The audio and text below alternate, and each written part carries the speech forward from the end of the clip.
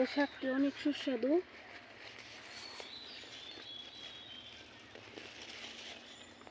আচ্ছা ঠিক আছে, এই যে এদিকটা না ইয়া হয়েছে,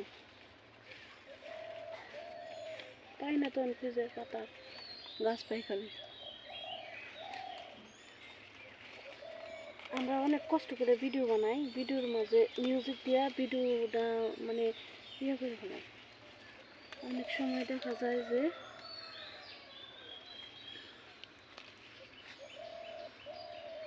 এই শাকের পাতাটি অনেক সুস্বাদু এবং পুষ্টিকর।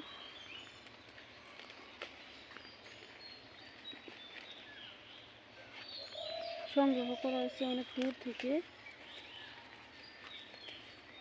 অনেক টেস্টি শাক, রান্না করলে এবং ভাজি করলে দুটোই